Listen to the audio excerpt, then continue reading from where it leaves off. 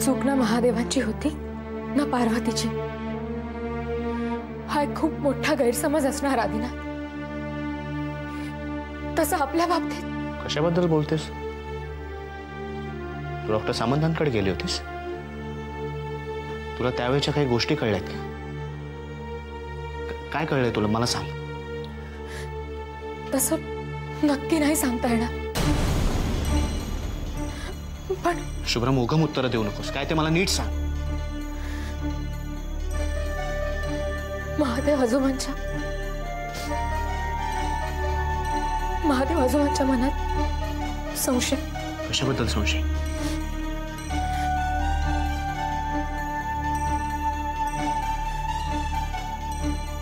पार्वती आणि श्रीरंगराम। What nonsense Shubhra! हे doctor सामंतांनी तुझ्या डोक्यात भरवलं ना? हो ना? मागे मी एकदा त्यांच्याकडे गेलो होतो, तेव्हा सुद्धा मला ते हेच सांगण्याचा प्रयत्न करत होते। तेव्हाच मी ठरवलं त्यांच्या नादाला लागायचं नाही। तू त्यांच्याकडे इतके दिवस जातेस, तू त्यांच्याकडे जाण्यात कम्फर्टेबल आहेस म्हणून मी तुला अडवत नव्हतो। पण पुन्हा पुन्हा ते असली फालतू बडबड करणार। ते काहीच म्हणाले नाही। जे काही पाहिलं ते मी पाहिलं। असं काय पाहिलंस तू शुभ्रा? एका वादळाची सुरुवात पाहिली। कदाचित याच वादळाने नंतर आपला संसार उद्ध्वस्त केला। हो आदिनाथ, असंच झालं असणार। आपला नाही, आपला नाही, महादेव आणि पार्वतीचा। तो म्हणजे आपण नाही शुभ्रा।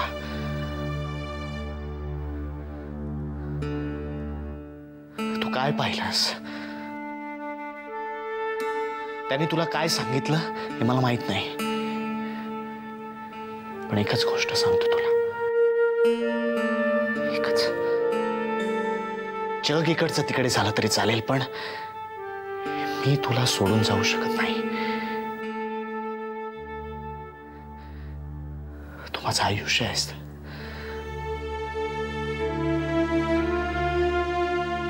तेव्हा ही गोष्ट आता पुन्हा तुझ्या मनात येऊ देऊ नकोस, कळलं?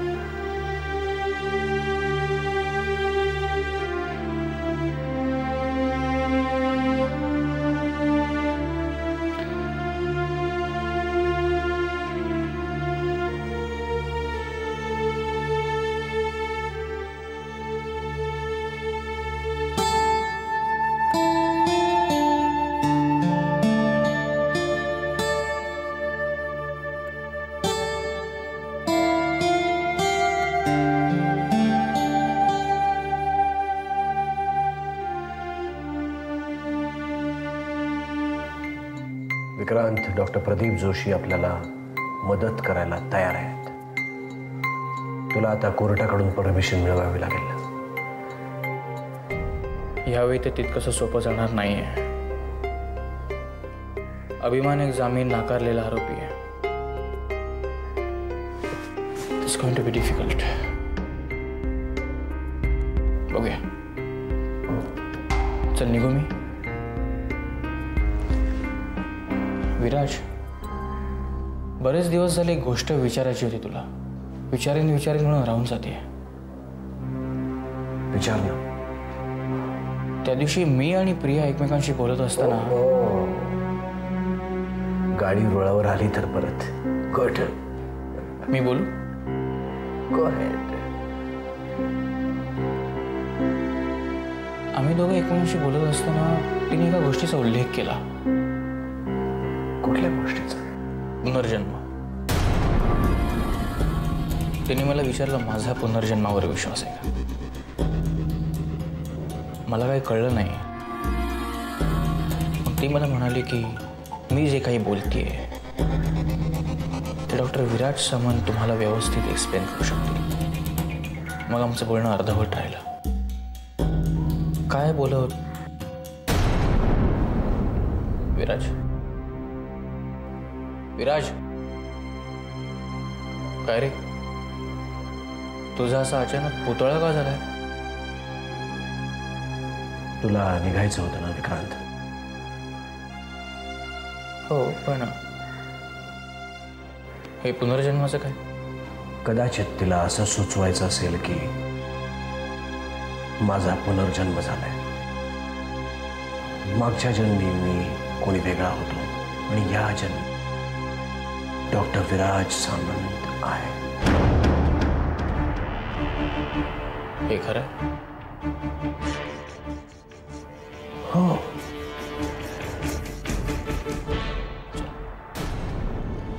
मेरे निकलने का टाइम हो गया. बाय. हे बघ विक्रांत, मी तुला नाही, कळलं मला, कळलं. माझा सुद्धा पुनर्जन्म झालाय. मागच्या जन्मी मी जेम्स बॉन्ड होतो, या जन्मी इन्स्पेक्टर विक्रांत भोसले. करेक्ट? चल बाय, टेक केअर.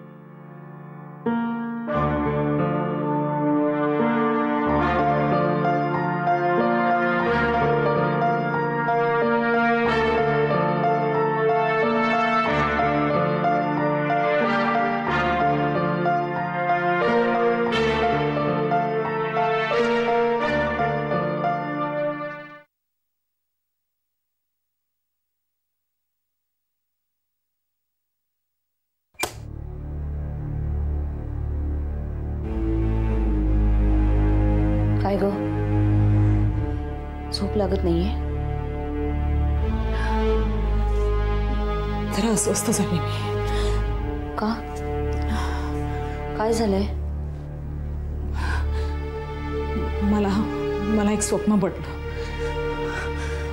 मग स्वप्नात लग्न होत होतं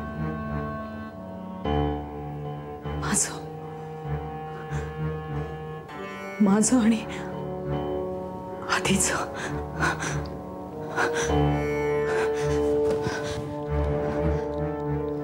वसईच्या वाड्यावर. पण इतक्यात ती शुभ्रा आली तिकडे. शुभ्रा नाही, पार्वती. हा, नाही, शुभ्रा. आणि ज्या ठिकाणून माझी परात निघणार होती तिथून माझी थिंड काढली त्या लोकांनी. आणि त्या थिंडीच्या सर्वात पुढे होता तो रघुनाथ शास्त्री. मी वळून आधीला शोधत होते. मी आधीला खूप हाका मारल्या आणि तो मला दिसलाही. मी त्याला म्हटलं, आधी प्लीज हेल्प मी, आधी. आणि त्यांनी त्याचा हात माझ्या पुढे गेला. पण त्याचा तो हात काळ्या रंगाने भरला होता. तो हात पुढे आला आणि तो काळा रंग त्यांनी माझ्या तोंडाला भाजला. आणि मग मी जागी झालीस का? आणि तू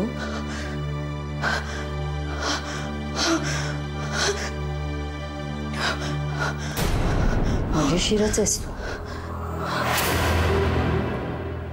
आत्ताच्या आणि गेल्या जन्मातल्या माणसांना एका स्वप्नात कोंबून मोकळी झालीस तू. कोंबून मोकळी झाले म्हणजे? स्वप्न काय ठरवून पडतात? नाही, मला तर स्वप्नच पडत नाहीत. कारण अचेतन गोष्टी सुद्धा माझ्या ताब्यात असतात. माझ्या मेंदूला मी माझ्याबरोबर असले खेळ खेळायला परवानगीच देत नाही. मी तुमच्या एवढी ग्रेट नाही. माहितीये मला. शांतपणे झोप आता. आणि हो, त्या इंदुमतीची जी काही धिंड काढली असं तू मला सांगतेस, ते एकदा आता मला तुझ्या डोळ्यांनी बघायचंय. म्हणजे? भूतकाळाच्या दारामागे पुन्हा एकदा डोकावण्याची वेळ झाली आहे सुलेखा.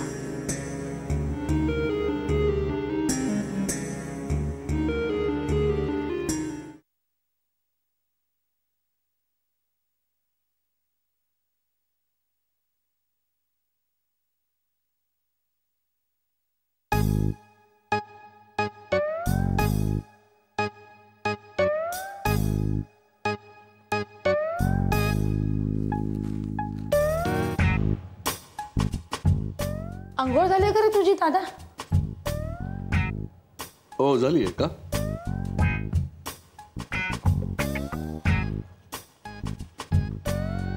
जरा इकडे बघ ना जरा. अगं काय आहे? अरे विभूती आहे महाराजांची. कुसुम, माझं मन राखण्यासाठी तरी कपाळाला लावून घेणारस का तू दादा? घरातल्या प्रत्येकाला लावायला सांगितले मला ही विभूती महाराजांनी, दुष्ट प्रवृत्तीपासून संरक्षण करण्यासाठी. हे असले अंगारे आणि विभूती लावून संरक्षण होतं कोणाचं कधी? होतं. माझा विश्वास आहे. तुझा नसेल तर नसू दे. सिद्ध पुरुषांचा आशीर्वाद असतो हा.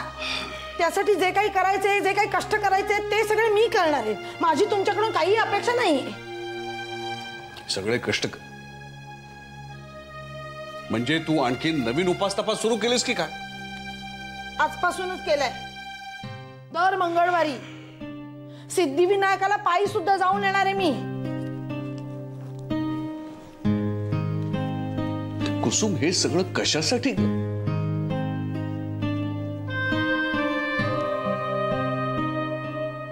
माझा बाळ गेला, सुलेखा नाहीशी झाली. कुणी काय केलं? नुसते हातावर हात धरून बसलेत सगळे. 4 दिवस रडले आणि सगळे आपापल्या कामाला लागले. तुलाही माहितीये कुसुम, हे असं नाहीये. प्रत्येकाची दुःख सोसायची पद्धती वेगवेगळी असते. हो ना, एवढं कळतंय ना तुला. मग मी जे काही करते त्याला नाव का ठेवतोस तू? आधीच एवढे उपास तपास करतेस तू. या वयामध्ये पारल्यापासून प्रभादेवीला काही होत नाहीये दादा. मला माझ्या श्रद्धेचं बळ खूप मोठं आहे. तुझ्या श्रद्धेविषयी मला काहीही म्हणायचं. का वाद घालतोयस तू दादा? मी तुला काही करायला सांगतेय का? तुझी काळजी असू शकत नाही मला?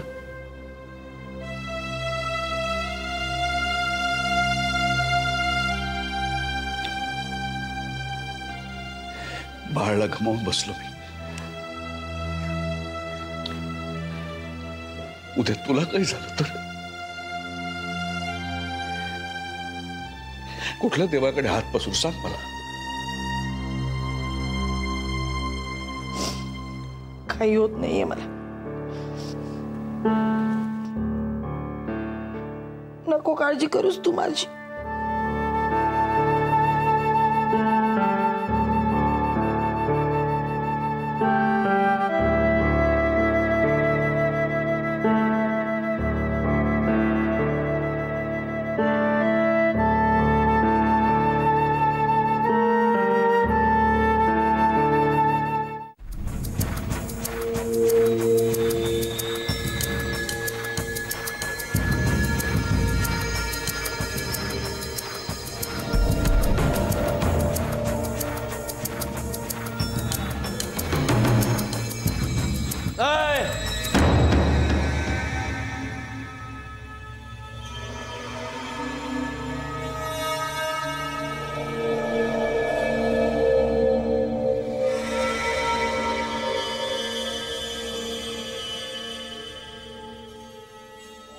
काय चाललं होतं तिकडे?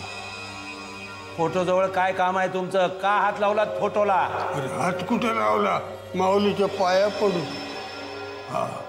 पाया पडत होता? मागे एकदा तो फोटो खाली पडून त्याची काच फुटली होती.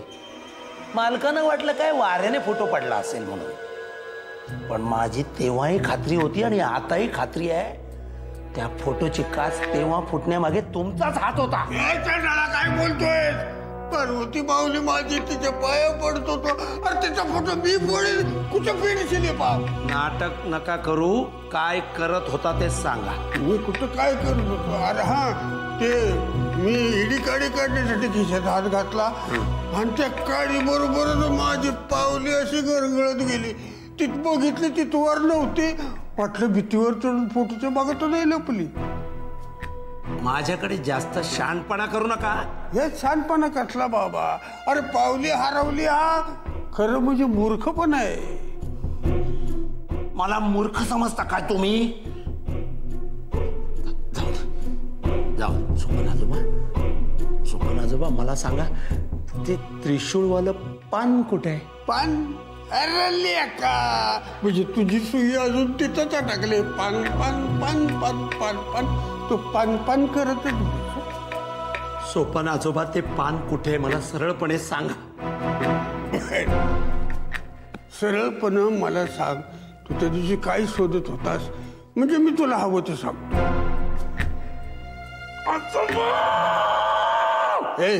उगे जरा रागाने निळं पिवळं होऊ नकोस. पावट्या त्या दिद्या सांगत असतोस नाही का तू?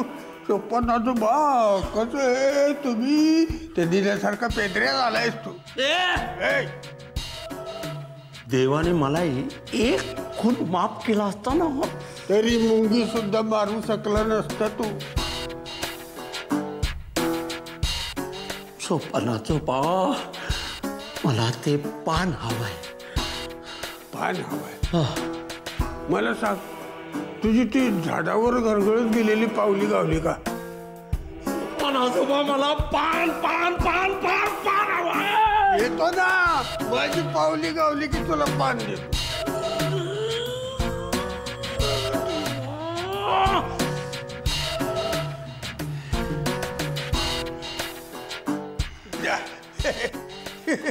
दत्वट खाते, 4 पावल्या हरवल्या, 15 रुपया गेला, तबच बोंबलत.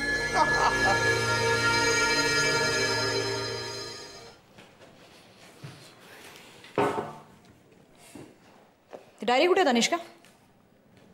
काय? ती डायरी कुठे? मी त्या रात्री आले होते तेव्हा माझ्या हातात एक डायरी होती, ती कुठे? खूप लवकर आठवण झाली तुला. मी पॅनिक झाले होते तेव्हा. इथेच आणून बसवलत ना मला आणि माझ्या हातातून डायरी काढून घेतली. ती डायरी कुठे आहे? ती मला आत्ताच्या आत्ता हवी आहे. आवाज खाली. सोसायटीमधल्या लोकांना एवढ्या मोठ्या आवाजाची सवय नाहीये. तुमचा आडमोठा स्वभाव जर बदलला नाही तर त्यांना ती सवय करून घ्यावी लागेल. डायरी कुठे आहे? माझ्याकडे. द्या, मला आत्ताच्या आता हवी आहे ती द्या. मला नाही वाटत तुला त्याची गरज आहे. हे तुम्ही नाही ठरवायचं, मीच ठरवायचं. माझ्या घरात मी काय करायचं आणि काय नाही करायचं हे मीच ठरवायचं. आणि ज्यांना कोणाला हे मान्य नसेल ना, त्यांना दरवाजा उघडा आहे.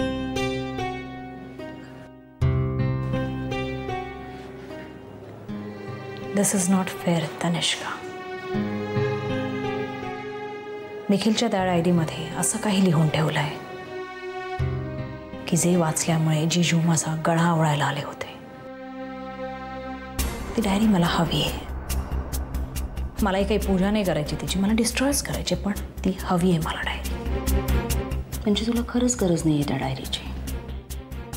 माझ्याकडे राहिली तर काय फरक पडतो? तुम्हाला काय गरज ती तुमच्याकडे ठेवायची? फाडून टाका, जाळून टाका. ब्लॅकमेल करायचंय मला. तुझ्याशी फालतू बाता करायला माझ्याकडे वेळ नाहीये. मला बाहेर जायचंय. कुठे? भावाला भेटायला चालला? तरीच म्हटलं, इतके दिवस हा प्रश्न विचारला कसा नाहीस? इतके दिवस ही गोष्ट तुम्ही माझ्यापासून लपवून का ठेवली? तुला मागेही सांगितलं सुलेखा, तुझ्यापासून काही लपवून ठेवावं एवढी तू महत्वाची नाहीयेस. जो विक्रांत भोसले माझ्या जीवावर उठलाय तो भाऊ आहे तुमचा. कसा विश्वास ठेवायचा मी तुमच्यावर? नको ठेवूस, मला गरजही नाहीये त्याची. दरवेळी तुम्ही तुमची दादागिरी माझ्यावर करू शकत नाही तनिष्का. मी काय करू शकते आणि काय नाही हे तुला चांगलंच माहिती आहे, नाही का?